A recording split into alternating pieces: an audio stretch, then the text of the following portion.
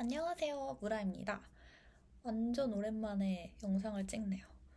사실 처음 3개월 정도는 일에 집중하는 시간을 가져보려고 했는데 이왕 이렇게 쉬어가는 거 델프 배드를 따고서 다시 시작하는 게 어떨까 싶었고요. 9월에 그래서 시험을 보려고 하다가 살짝 흐지부지 되었다가 이번에 올해 못 따면 나 진짜 평생 못 딴다. 그런 생각이 들어가지고 11월에 시험 보고 결과가 얼마 전에 나왔습니다. 네, 다행히 합격은 했습니다. 합격을 해서 이렇게 영상을 찍게 되었고요. 물론 불합격하면 불합격 후기를 올려볼까 이런 생각도 하긴 했어요. 근데 어쨌든 합격을 했습니다. 하고 싶은 이야기는 사실 너무 많은데요. 일단 공부는 독학으로 했어요. 학원이나 인강이나 유튜브도 거의 안 보고 교재 위주로만 했습니다. 독학을 택한 이유는 저는 독학이 제일 편한 사람이라서 그렇게 했고요. 스터디 카페를 끊어가지고 한 3개월 정도 다니면서 일 끝나고 한 3, 4시간씩 3개월 정도 그렇게 일주일에 한 3, 4일 정도만 공부했습니다. 매일 할 만큼 제가 독한 사람은 아니라서 집에서는 사실 너무 많은 유혹이 있기 때문에 그래서 이번에는 좀 공부를 하는데 필요한 환경을 조성을 해야겠다 싶어가지고 스터디 카페를 다녔습니다. 저는 불문학 전공했고요.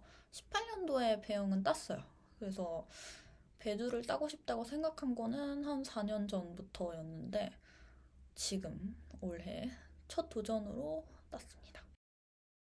교재는 일단 4년 전에 시원스쿨 델프 배두 인강을 제가 들었었거든요.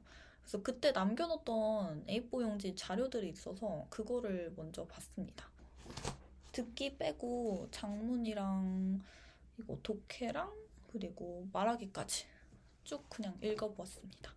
읽어봤고 그리고 처음으로 한국어로 된 프랑스어 교재를 사봤어요. 전에 델프 배영 봤을 때는 사실 내 실력으로 본다. 왜냐면 학교 졸업한 지 얼마 안 됐기 때문에 내 실력으로 내가 배영 수준인지 아닌지 한번 봐보겠다.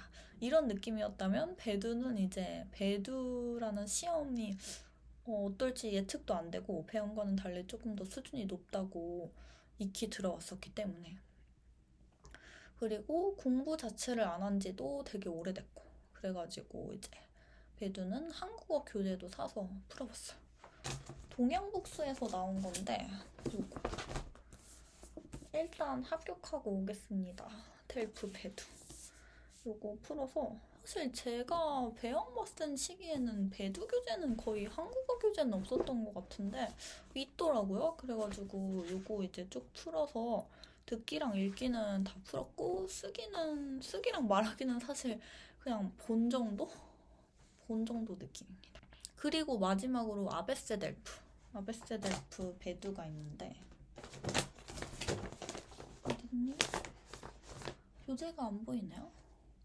제가 따로 빼놨었는데 어쨌든 아베세델프 배두 근데 이것도 4년 전에 사놓은 거라 가지고 그거를 또 교재를 사려고 했더니 그냥 있는 거나 하자 싶어가지고 헤일스 유르 델프 배두가 인터넷에서 품절이더라고요. 그래가지고 그냥 있는 거 아베세 델프 요거 마무리로 보면서 마무리를 했습니다. 그리고 저 같은 경우에는 어휘가 좀 많이 부족한 편이라 가지고 따로 단어책을 샀어요.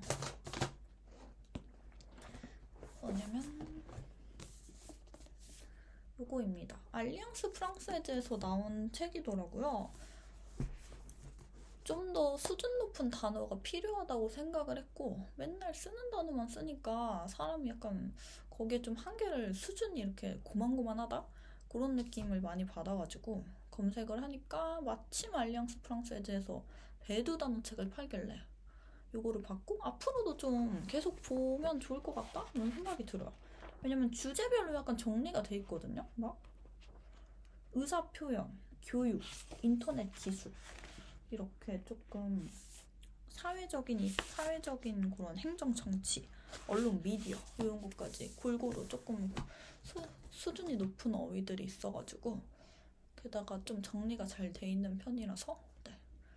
그래서 요거가 되게 유용하게 느껴졌습니다. 근데 13가까지 있는데 한 11가까지만 살짝 보고 끝까지 다 보지는 못했어요. 시험은 독해는 몇 년 사이에 객관식만 있는 걸로 바뀌었더라고요. 그래서 그냥 문제집 풀고 단어 공부하는 그냥 되게 정석적인 방법으로 공부를 했습니다.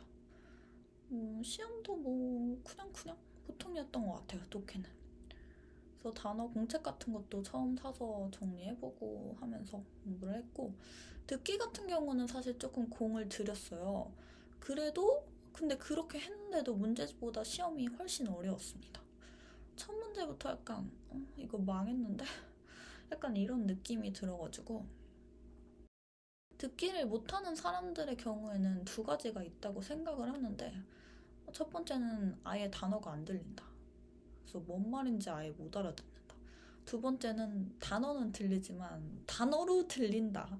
그래서 해석이 안 되는 거죠. 저 같은 경우가 두 번째 케이스거든요. 그래서 분명히 단어 하나하나 다 들려요. 그래서 따라서 뱉을 순 있는데 얘가 전체적으로 무슨 말을 하는지 이 문장을 해석하는데 따라가다 보면 다음 문장이 바로 나와버리니까 잘 안 되는? 어쨌든 여전히 듣기는 조금 어려운 부분입니다. 저 개인적으로는. 그래서 그래도 일단 딕대를 하나하나 하면서 조금 늘었다는 느낌은 받았고요. 시간을 진짜 많이 잡아먹기는 하는데 그만큼 좀 보람찬 공부 방법이 아닌가.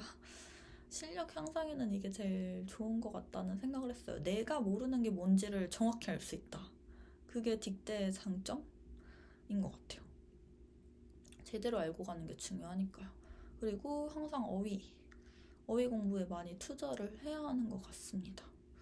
딕대 하나하나 다 하고 해석도 따로따로 해보고 어휘도 제대로 해야 좋은 점수를 받을 수 있는데 저는 딕대랑 문제 풀기만 열심히 했나 봐요.